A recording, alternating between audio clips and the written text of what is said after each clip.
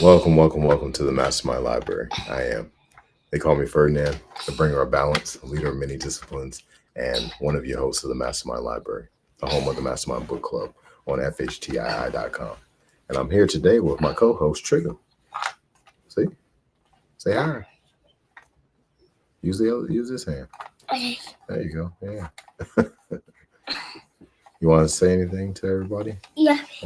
Episode 150 of the MasterMind Library? Yep. Okay. All right. You want to introduce our live audience? Who we got here with us? Huey. Dizzy. Dadu. Twitter. Daddy.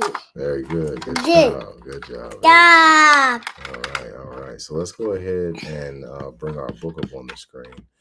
This is episode 150 of the MasterMind Library, and we are reading Secrets of the Federal Reserve. On today's episode, we are in chapter 8. All right, so let's go ahead and move to where we need to be in the book. Let's see. Chapter 8 is on page 82. So let's do some scrolling.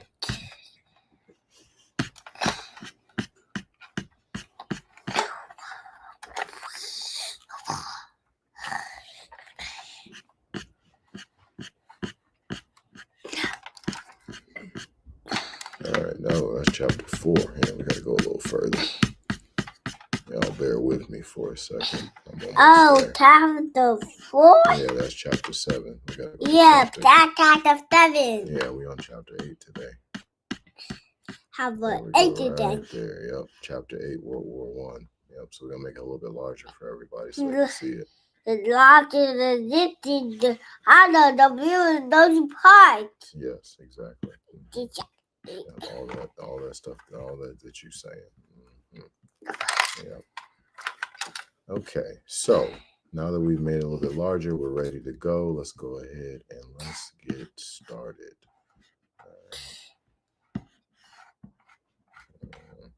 Okay, World War I. Money is the worst contraband. Money is the worst of all contraband. William Jennings Bryan. It is now apparent that there might have been no world war without the Federal Reserve System. A strange sequence of events, none of which were accidental, had occurred. Without Theodore Roosevelt's bull moose candidacy, the popular President Taft would have been reelected, and Woodrow Wilson would have been returned to obscurity. If Wilson had not been elected, we might have had no Federal Reserve Act, and World War I could have been avoided. The European nations had been led to maintain large standing armies as the policy of the central banks, which dictated their governmental decisions. In April 1887, the Quarterly Journal of Economics had pointed out, a detailed review of the public debts of Europe shows interest and sinking fund payments of 5,343 million annually, 5 1/3 billion. M. Neymark's conclusion is much like Mr. Atkinson's. The finances of Europe are so involved that the governments may ask whether war, with all its terrible chances, is not preferable to the maintenance of such a precarious and costly peace. If the military preparations of Europe do not end in war, they may well end in the bankruptcy of the United States. Or if such follies lead neither to war nor to ruin, then they assuredly point to industrial and economic revolution.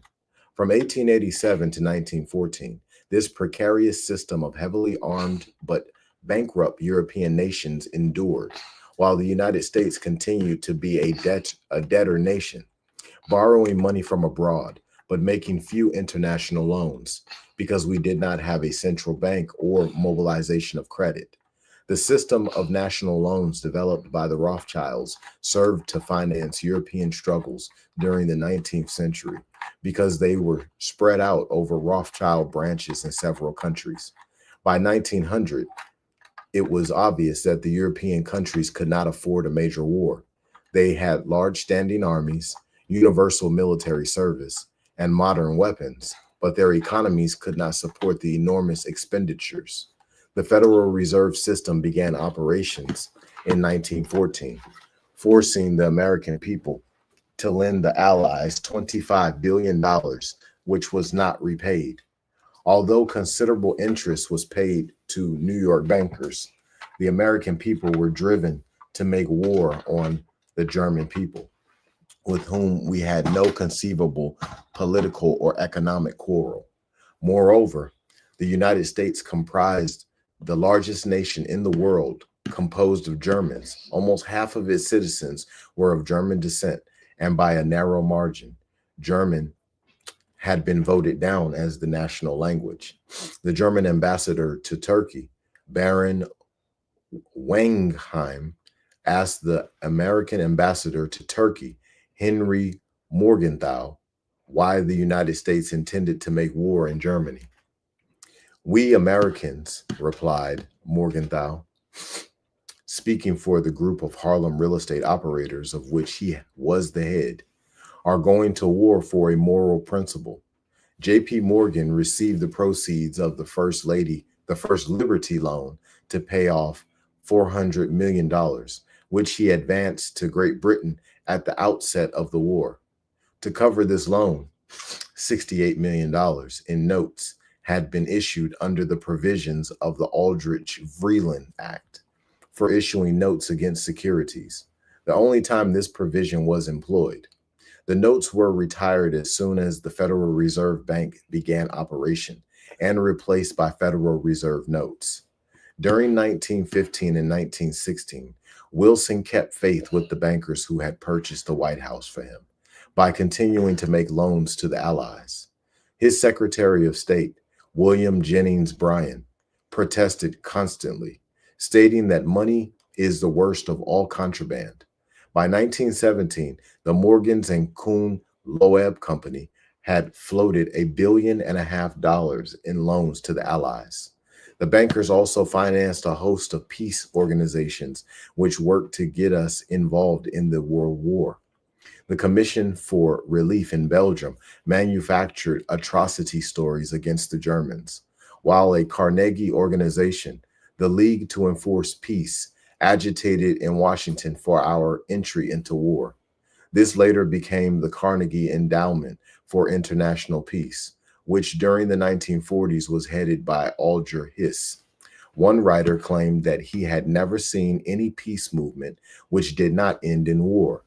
The United States ambassador to Britain, Walter Hines Page, complained that he could not afford the position and was given $25,000 a year spending money by Cleveland H. Dodge, president of the National City Bank.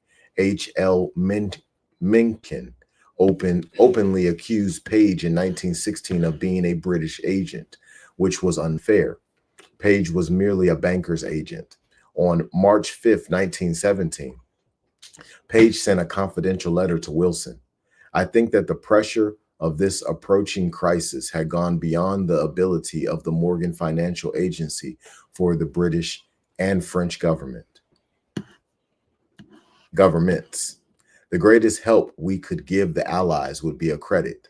Unless we go to war with Germany, our government, of course, cannot make such a direct grant of credit.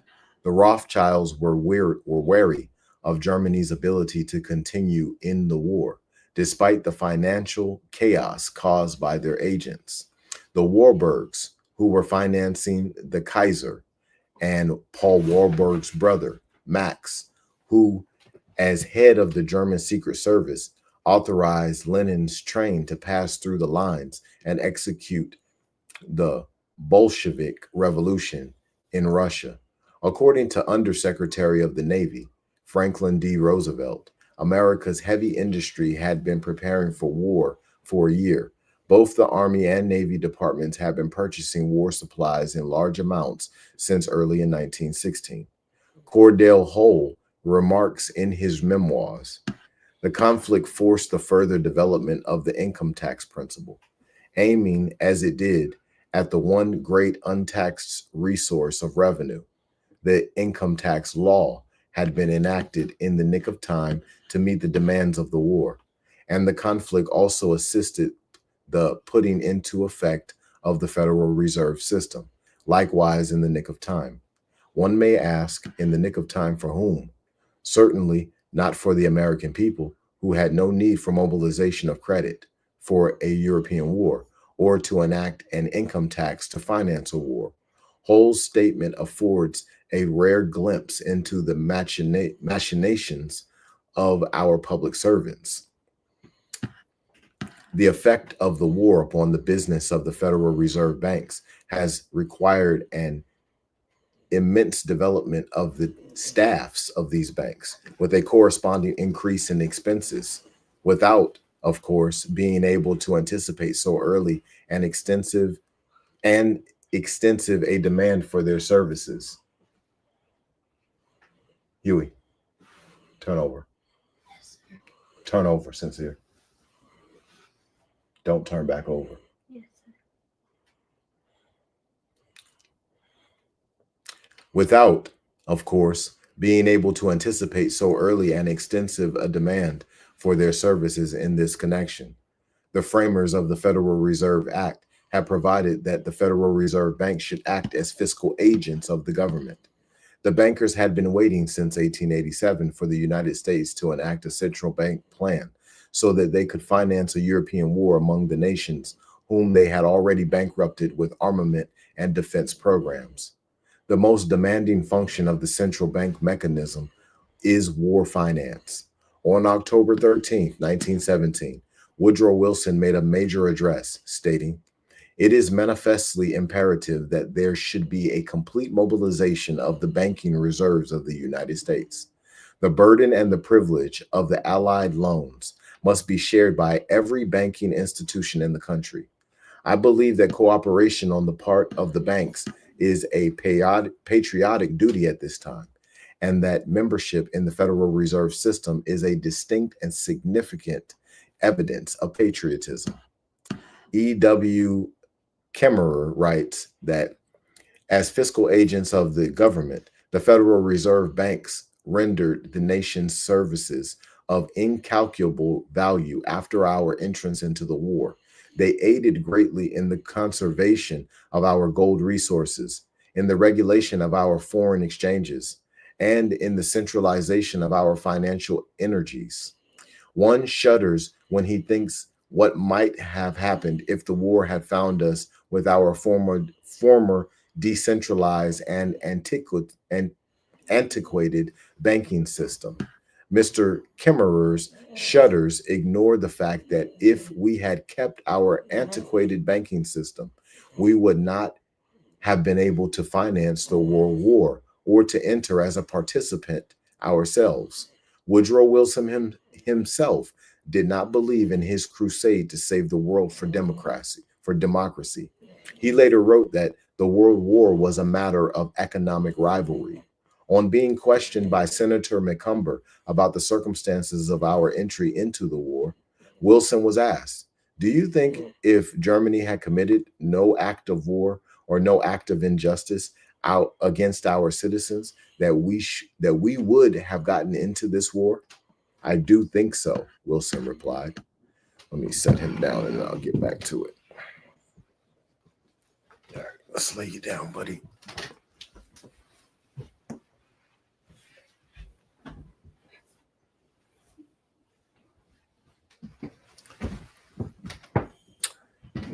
"You think we would have gotten in anyway?" pursued McCumber. "I do," said Wilson. In Wilson's war message in 1917, he included an incredible tribute to the communists in Russia who were busily slaughtering the middle class in that unfortunate country. Assurance has been added to our hope for the future peace of the world by the wonderful and heartening things that have been happening in the last few weeks in Russia. Here is a fit partner for a League of Honor. Wilson's pay-in to a bloodthirsty regime which has since murdered 66 million of its inhabitants in the most barbarous manner exposes his true sympathies and his true backers, the bankers who had financed the blood purge in Russia. When the communist revolution seemed in doubt, Wilson sent his personal emissary, Elihu Root to Russia with $100 million from his Special Emergency War Fund to save the toppling Bolshevik regime. The documentation of Kuhn-Loeb Company's involvement in the establishment of communism in Russia is much too expensive to be quoted here, but we include one brief mention, typical of the literature on this book. In his book, Tsarism and the Revolution, General Arseny de Golovich writes, Mr. Bakhmetiev, the late Russian imperial ambassador to the United States, tells us that the Bolsheviks, after victory, transferred 600 million rubles in gold between the years 1918 through 1922 to Kuhn-Loeb Company.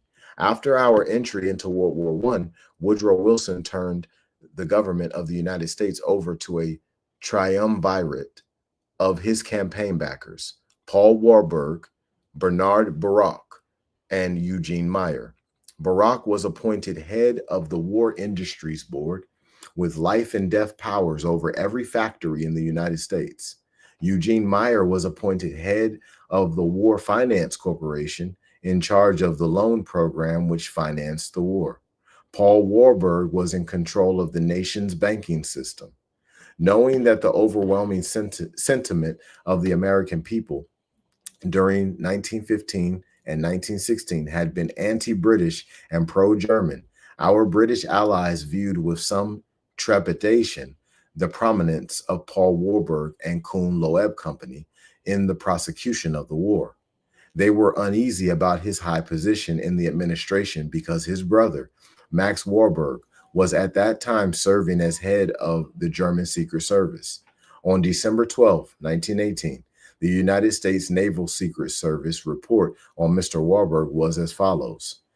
Warburg, Paul, New York City, German, naturalized citizen, 1911, was decorated by the Kaiser in 1912, was vice chairman of the Federal Reserve Board, handled large sums furnished by German for Lenin and Trotsky, has a brother who is leader of the espionage system of Germany. Strangely enough, this report, which must have been compiled much earlier, while we were at war with Germany, is not dated until December 12, 1918, after the armistice had been signed. Also, it does not contain the information that Paul Warburg resigned from the Federal Reserve Board in May 1918, which indicates that it was compiled before May 1918, when Paul Warburg would theoretically have been open to a charge of treason because of his brother's control of Germany's Secret Service. Paul Warburg's brother, Felix, in New York, was a director of the Prussian Life Insurance Company of Berlin, and presumably would not have liked to see too many of his policyholders killed in the war. On September 26, 1920, the New York Times mentioned in its obituary of Jacob Schiff, in reference to Kuhn-Loeb and Company, during the World War, certain of its members were in constant contact with the government in an advisory capacity. It shared in the conferences which were held regarding the organization and formation of the Federal Reserve System. The 1920 Schiff obituary revealed for the first time that Jacob Schiff, like the Warburgs, also had two brothers in Germany during World War I, Philip and Ludwig Schiff of Frankfurt on Main, who also were active as bankers to the German government. This was not a circumstance to be taken lightly, as on neither side of the Atlantic were the said bankers obscure individuals who had no influence in the conduct of the war. On the contrary, the Kuhn-Loeb partners held the highest governmental posts in the United States during World War I, while in Germany, Max and Fritz Warburg and Philip and Ludwig Schiff moved in the highest councils of government. From memoirs of Max Warburg, the Kaiser thumbed the table violently and shouted, "Must you always be right?" But then listened carefully to Max's view on financial matters. In June 1918, Paul Warburg wrote a private note to Woodrow Wilson. "I have two brothers in Germany who are bankers. They naturally now serve their country to their utmost ability, as I serve mine. Neither Wilson nor Warburg viewed the situation as one of concern, and Paul Warburg served out his term on the Federal Reserve Board of Governors, while World War I continued to rage. The background of Kuhn Loeb and Company had been exposed in Truth magazine, edited by George Conroy. Mr. Skiff is head of the great private banking house of Kuhn Loeb and Company, which represents the Rothschild interests on this side of the Atlantic. He has been described as a financial strategist and has been for years the financial minister to the great impersonal power known as Standard Oil. He was hand in glove with the Harrimans, the Goulds, and the Rockefellers in all their railroad enterprises and has become the dominant power in the railroad and financial world in America. Louis Brandeis, because of his great ability as a lawyer and for other reasons which will appear later, was selected by Skiff as the instrument through which Skiff hoped to achieve his ambition in New England. His job was to carry on an agitation which would undermine public confidence in the New Haven system and cause a decrease in the price of its securities, thus forcing them on the market for the wreckers to buy. We mention Skiff's lawyer, Brandeis, here because the first available appointment on the Supreme Court of the United States, which Woodrow Wilson was allowed to fill, was given to the Kuhn Loeb lawyer, Brandeis. Not only was the U.S. Food Administration managed by Hoover's director, Louis Lichtenstein Strauss, who married into the Kuhn Loeb Company by marrying Alice Hanover, daughter of partner Jerome Hanover, but in the most critical field, military intelligence. Sir William Wiseman, chief of the British Secret Service, was a partner of Kuhn Loeb and Company. He worked most closely with Wilson's alter ego, Colonel House. Between House and Wiseman, there were soon to be few political secrets, and from their mutual comprehension resulted in large measure our close cooperation with the British. One example of House's cooperation with Wiseman was a confidential agreement which House negotiated, pledging the United States to enter into World War I on the side of the Allies. 10 months before the election, which returned Wilson to the White House in 1916, because he kept us out of war, Colonel House negotiated a secret agreement with England and France on behalf of Wilson, which pledged the United States to intervene on behalf of the Allies. On March 9, 1916, Wilson formally sanctioned the undertaking.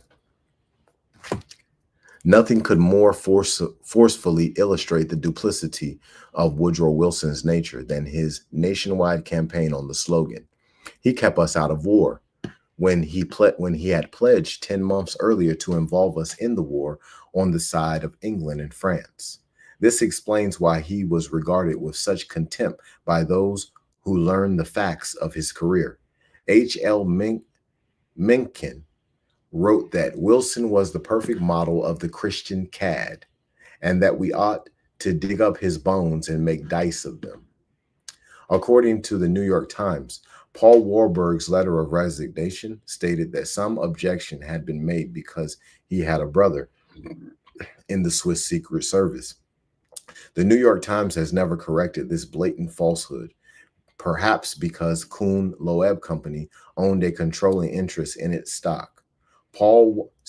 Max Warburg was not Swiss, and although he had probably come into contact with the Swiss Secret Service during his term of office as head of the German Secret Service, no responsible editor at the New York Times could have been unaware of the fact that Max Warburg was German, and that his family banking house was in Hamburg, and that he held a number of high positions in the German government.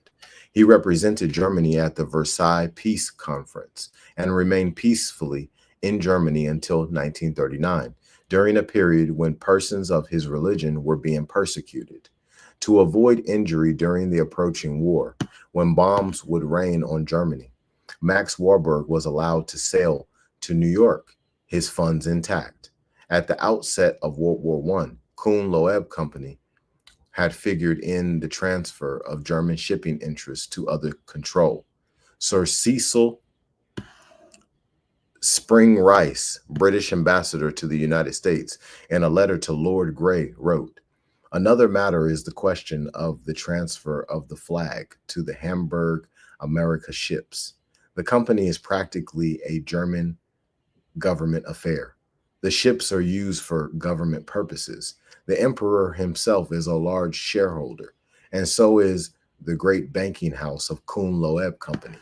A member of that house, Warburg, has been appointed to a very responsible position in New York, although only just naturalized.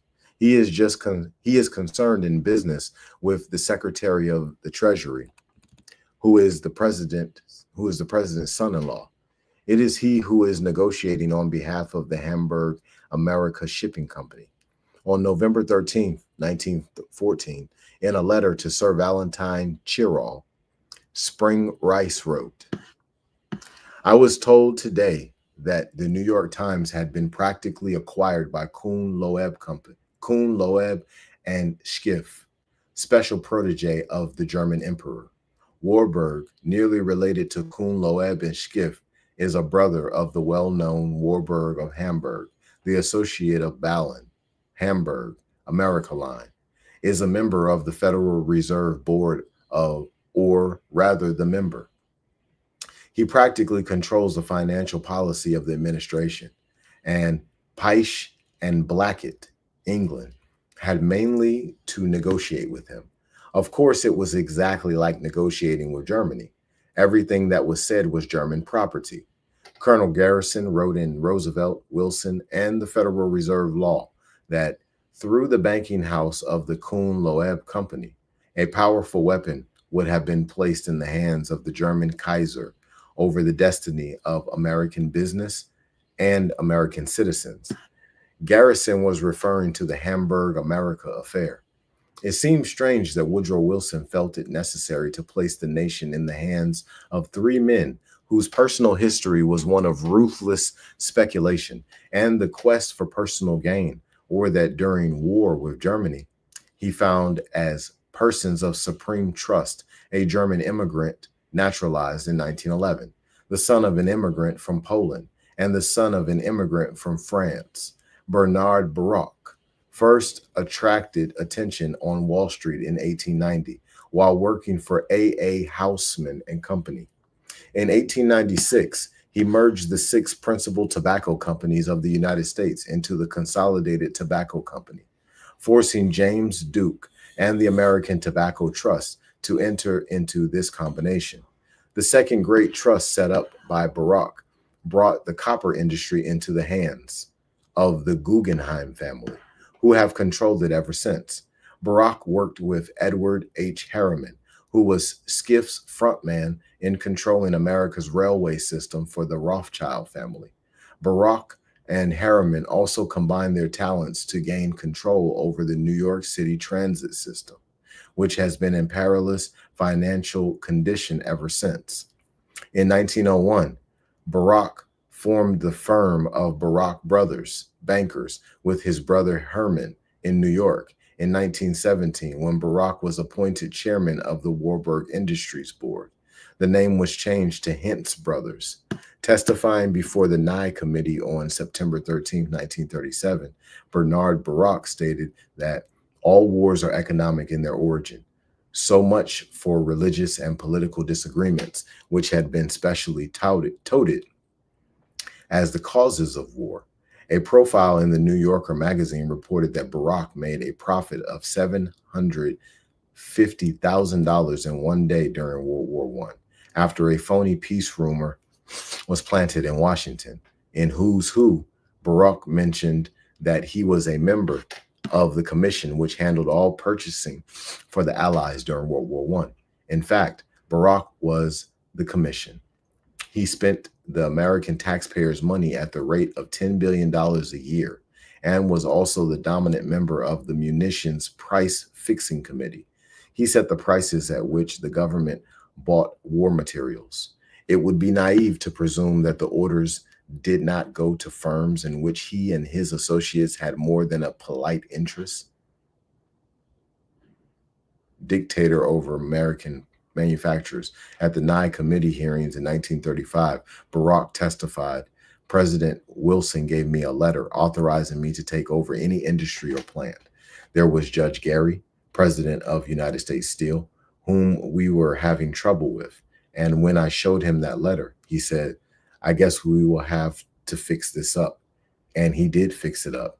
Some members of Congress were curious about Barack's qualifications to exercise life and death powers over American industry in time of war. He was not a manufacturer and had never been in a factory. When he was called before a congressional committee, Bernard Barack stated that his profession was speculator. A Wall Street gambler had been made czar of American industry. Note, Barack also stated in this testimony, I carried through the war 3 major investments: Alaska Juneau Gold Mining Company with partner Eugene Meyer, Texas Gold Sulfur, and Atolia Mining Company, Tungsten.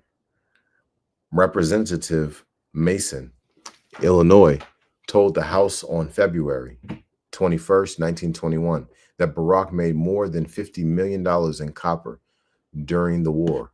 Barack chose as assistant chairman of the War Industries Board a fellow Wall Street speculator, Clarence Dillon Lapowitz. See biographies. All right, looks like we are in some stuff here. Chart 1. Chart 1 reveals the linear connection between the Rothschilds and the Bank of England and the London banking houses, which ultimately control the Federal Reserve banks through their stock holdings of bank stock and their subsidiary firms in New York. The 2 principal Rothschild representatives in New York, J.P. Morgan Company and Kuhn Loeb Company, were the firms which set up the Jekyll Island Conference, at which the Federal Reserve Act was drafted, who directed the subsequent successful campaign to have the plan enacted into law by Congress, and who purchased the controlling amounts of stock in the Federal Reserve Bank of New York in 1914. These firms had their principal officers appointed to the Federal Reserve Board of Governors and the Federal Advisory Council in 1914. In 1914, a few families, blood or business related, owning controlling stock in existing banks, such as in New York City, caused those banks to purchase controlling shares in the Federal Reserve regional banks. Examination of the charts and texts in the House Banking Committee staff report of August 1976 and the current stockholders list of the 12 regional Federal Reserve banks shows the same family control. Barack's erstwhile partner, Eugene Meyer, Alaska Juneau Gold Mining Company, later claimed that Barack was a nitwit and that Meyer, with his family banking connections, Lazard Freres, had guided Barack's investment career. These claims appeared in the 50th anniversary edition of the Washington Post editorial page, June 4th, 1983, with a parting shot from Meyer's editor, Al Friendly, that every journalist in Washington, Meyer included, knew that Bernard M. Barack was a self-aggrandizing phony. The 3rd member of the triumvirate, Eugene Meyer, was son of the partner in the international banking house of Lazard Freres of Paris and New York. In my own story, Barack explains how Meyer became head of the War Finance Corporation at the outset of World War I.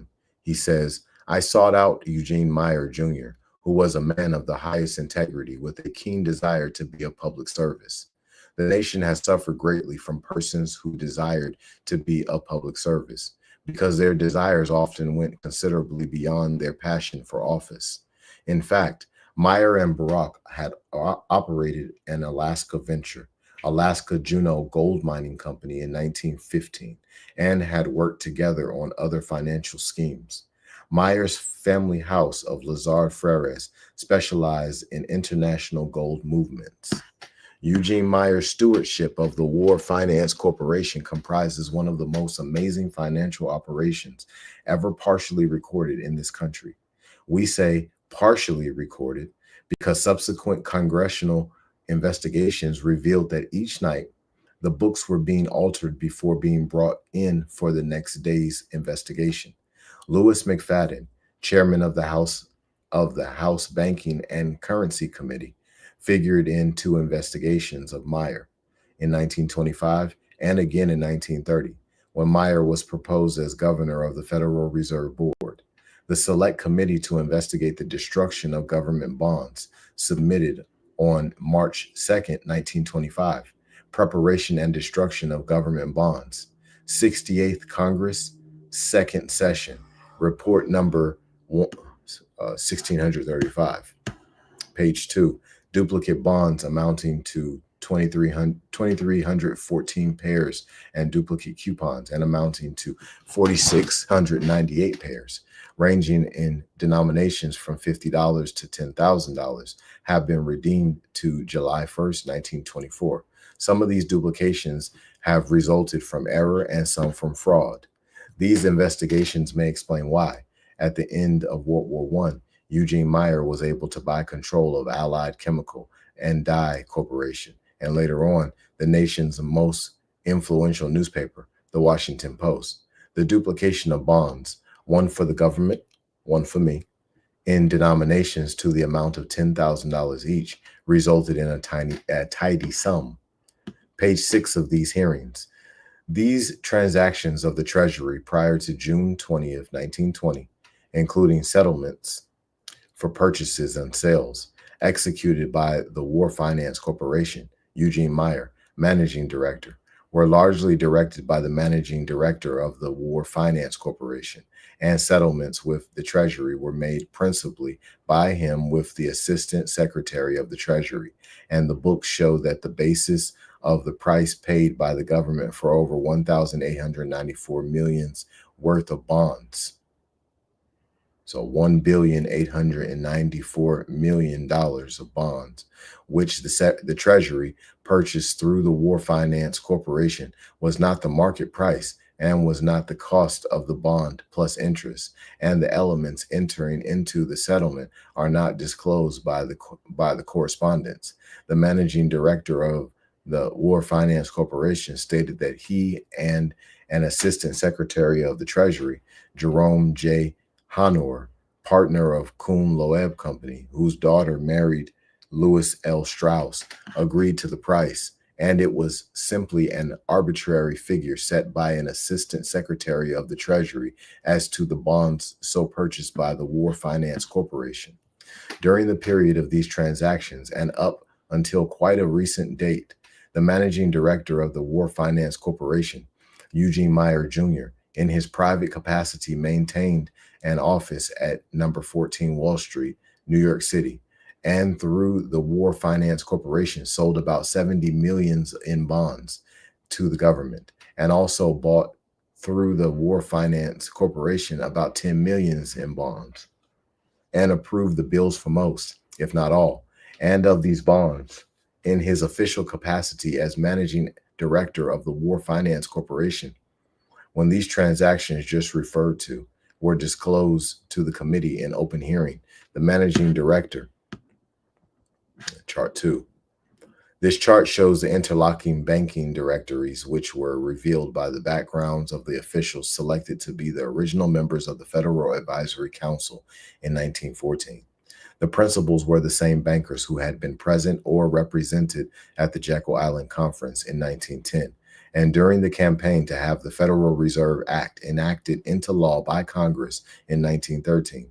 These officials represented the largest stock holdings in the New York banks, which bought the controlling stock in the Federal Reserve Bank of New York, and also were the principal correspondent banks of the banks in other Federal Reserve districts, who, in turn, selected their officials to represent them on the Federal Advisory Council. All right, so when these transactions just referred to were disclosed to the committee in open hearing, the managing director appeared before the committee and stated the facts that commissions were paid on these transactions.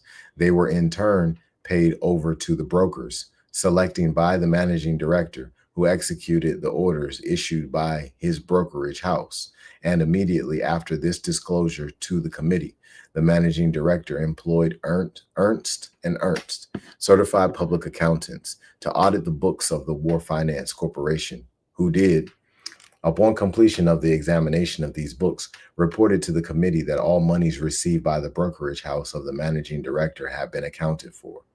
While simultaneously with the examination being made by the committee, the certified public accountants heretofore referred to were nightly carrying on their examination. It was discovered by your committee that alterations and changes were being made in the books of record covering these transactions. And when the same was called to the attention of the treasurer of the War Finance Corporation, he admitted to the committee that changes were being made. To what extent these books have been altered during the process, the committee have not been able to determine. After June 1921, about 10 billions worth of securities were destroyed.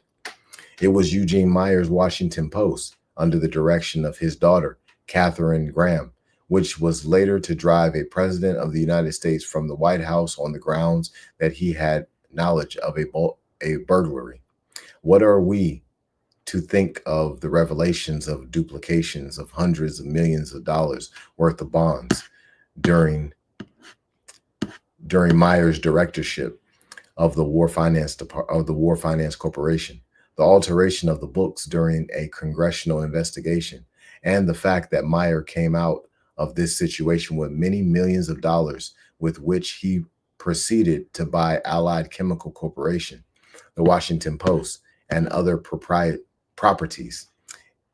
Incidentally, Lazard Brothers, Meyer's family banking house, personally manages the fortunes of many of our political luminaries, including the Kennedy family fortune.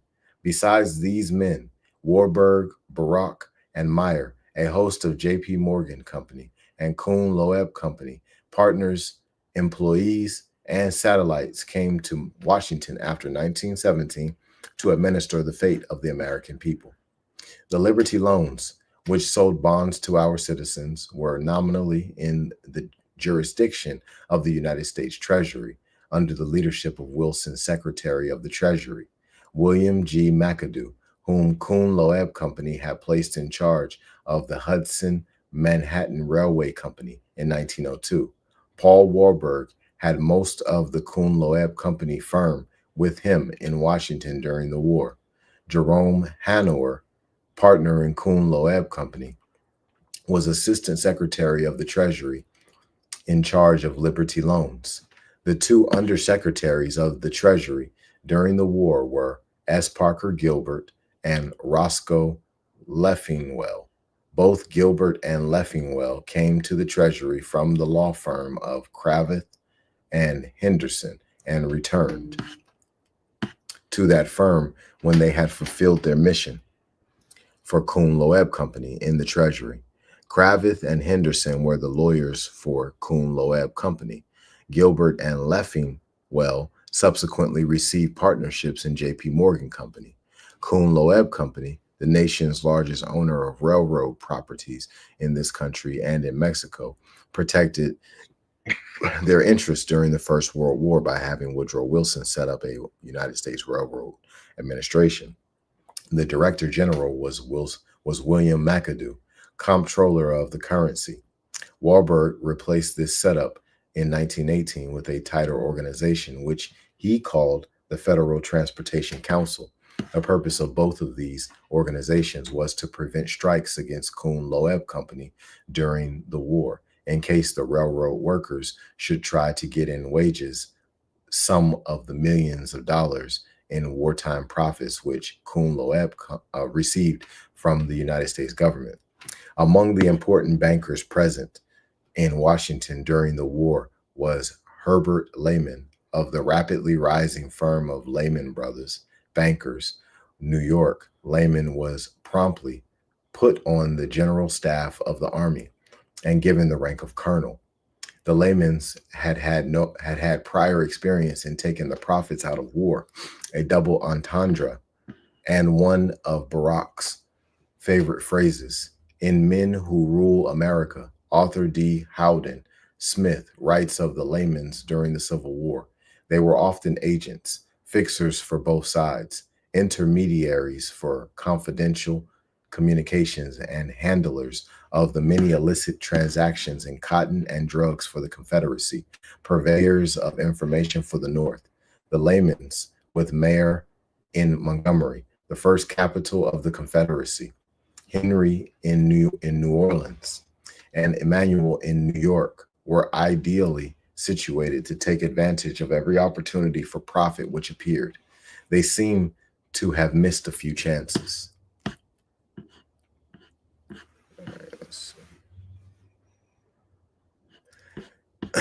Other appointments during the First World War were as follows.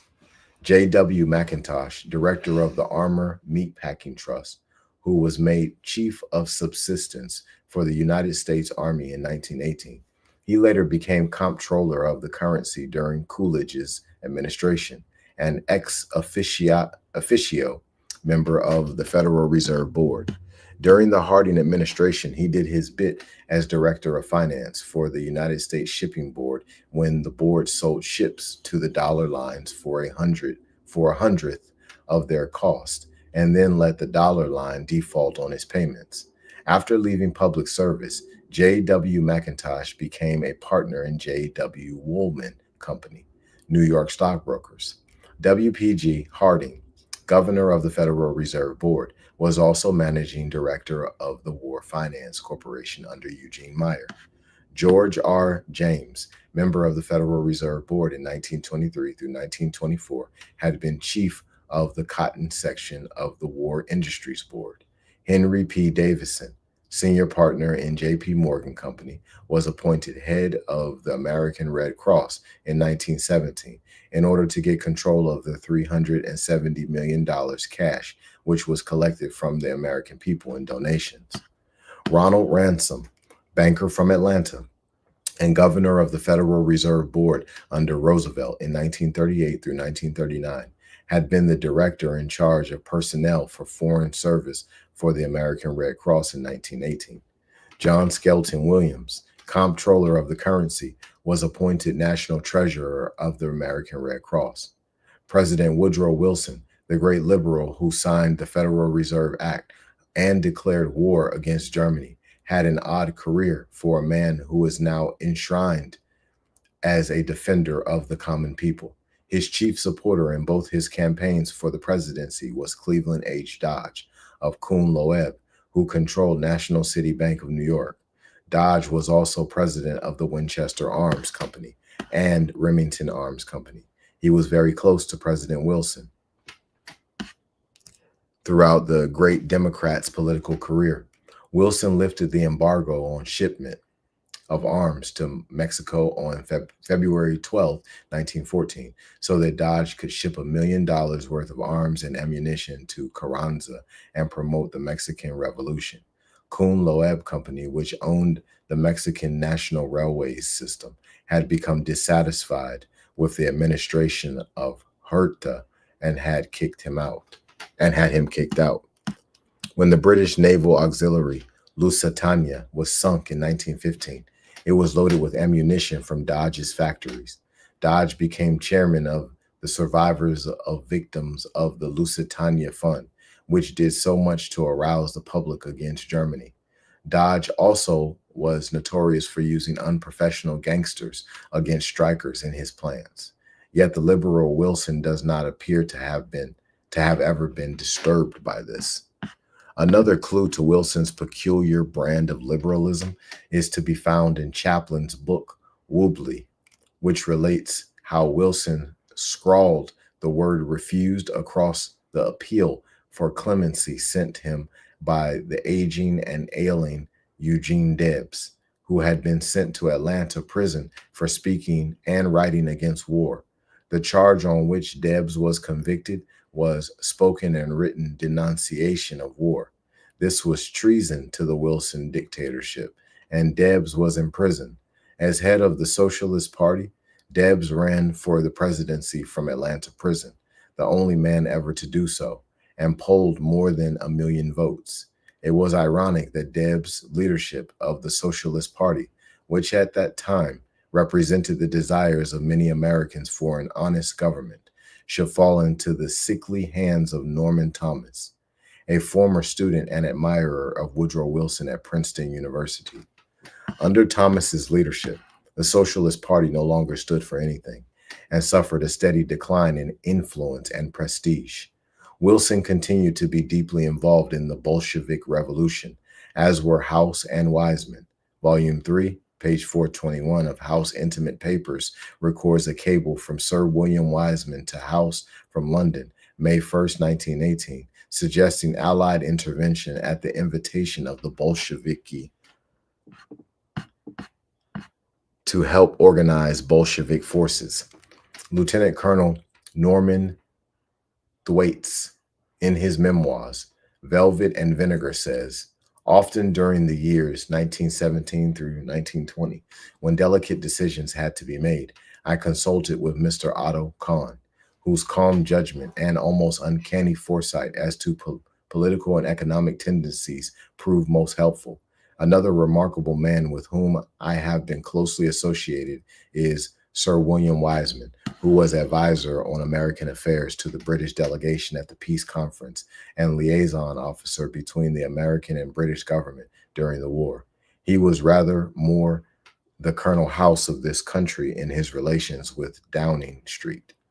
In the summer of 1917, Woodrow Wilson named Colonel House to head the American War Mission to the Interallied War Conference, the first American mission to a European council in history. House was criticized for naming his son-in-law, Gordon Auchincloss, as his assistant on this mission. Paul Craviff, the lawyer for Kuhn Loeb Company, was third in charge of the American War Mission. Sir William Wiseman guided the American War Mission in its conferences. In the strangest friendship in history, Viereck writes, after America entered the war, Wiseman, according to Northcliffe, was the only man who had access at all times to the colonel and to the White House. Wiseman rented an apartment in the house where the colonel lived. David Lawrence referred to the 53rd Street house, New York City, jestingly as the American number 10 Downing Street. Colonel House had a special code used only with Sir William Wiseman. Colonel House was Bush. The Morgans were Haslam, and Trotsky was Keble. Thus, these two unofficial advisors to the British and American governments had a code solely for each other, which no one else could understand. Even stranger was the fact that the international communist espionage apparatus for many years used Colonel House's book, Philip Drew, administrator, as their official code book. Francois Cody writes, Gorodin, Lenin's agent in China, was alleged to have with him a copy of the book published by Colonel House. Philip Drew, administrator and a code expert who lived in China, told this writer that the purpose of having constant access to this book by Gorodin was to use it for coding and decoding purposes. After the armistice, Woodrow Wilson assembled the American delegation to the peace conference and embarked for Paris. It was, on the whole, a most congenial group, consisting of the bankers who had always guided Wilson's policies. He was accompanied by Bernard Baruch, Thomas W. Lamont of J.P. Morgan Company, Albert Strauss of J&W Seligman Bankers, who had been chosen by Wilson to replace Paul Warburg on the Federal Reserve Board of Governors, J.P. Morgan, and Morgan lawyers, Frank Polk and John W. Davis. Accompanying them were Walter Lippmann, Felix Frankfurter, Justice Brandeis, and other interested parties. Mason's biography of Brandeis states that in Paris in June of 1919, Brandeis met with such friends as Paul Warburg, Colonel House, Lord Balfour, Louis Marshall, and Baron Edmund de Rothschild. Indeed, Baron Edmund de Rothschild served as the great host. served as the genial host to the leading members of the American delegation, and even turned over his Paris mansion to them, although the lesser members had to rough it at the elegant Hotel Crillon with Colonel House and his personal staff of 201 servants. Barack later testified before the Graham Committee of the Senate Foreign Relations Committee. I was economic advisor with the peace mission.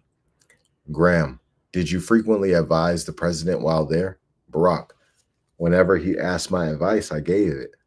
I had something to do with the reparations clauses. I was the American commissioner in charge of what they called the economic section. I was a member of the Supreme Economic Council in charge of raw metals. Graham, did you sit in the council with the gentlemen who were Did you sit in the council? Did you sit in the council with the gentlemen who were negotiating the treaty? Barack.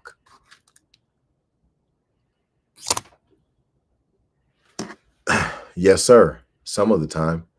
Graham. All except the meetings that were participated in by the five. The five being the leaders of the 5 allied nations. Barack. And frequently those also. Paul Warburg accompanied Wilson on the American Commission to negotiate peace as his chief financial advisor. He was pleasantly surprised to find at the head of the German delegation his brother, Max Warburg, who brought along Karl Michior, also of M.M. Warburg Company, William Georg von Strauss, Franz Erbig, and Matthias Erzberger. Thomas W. Lamont states in his privately printed memoirs, across world frontiers, the German delegation included 2 German bankers of the Warburg firm, whom I happened to know slightly, and with whom I was glad to talk informally, for they seemed to be striving earnestly to offer some reparations composition that might be acceptable to the Allies. Lamont was also pleased to see Sir William Wiseman, chief advisor to the British delegation. The bankers at the conference convinced Wilson that they needed an international government to facilitate their international monetary operations. Volume 4, page 52, Intimate Papers of Colonel House quotes a message from Sir William Wiseman to Lord Reading, August 16, 1918. The president has 2 main principles in view. There must be a League of Nations, and it must be virile. Wilson, who seems to have lived in a world of fantasy, was shocked when American citizens booed him during his campaign to have them sign over their hard-won independence to what appeared to many to be international dictatorship. He promptly went into a depression and retired to his bedroom. His wife immediately shut the White House doors against Colonel House, and from September 25, 1919 to April 13, 1920, she ruled the United States with the aid of an intimate friend, her military aide, Colonel Rick C. Smith. As everyone was shut out of their deliberations, no one ever knew which of the pair functioned as the president and which was the vice president. The admirers of Woodrow Wilson were led for decades by Bernard Barack, who stated that Woodrow Wilson was the greatest man he ever knew. Wilson's appointments to the Federal Reserve Board and that body's responsibility for financing the First World War, as well as Wilson's handing over the United States to the immigrant triumvirate during the war, made him appear to be the most important single effector of ruin in American history. It is no wonder that after his abortive trip to Europe, where he was hissed and jeered in the streets by the French people and snickered at in the halls of Versailles by Orlando and Clemenceau, Woodrow Wilson returned home to take his bed. The sight of the destruction and death in Europe, for which he was directly responsible, was perhaps more of a shock than he could bear. The Italian minister, Pantaleone, expressed the feelings of the European peoples when he wrote that Woodrow Wilson is a type of Pecksniff who was now disappeared amid universal execration.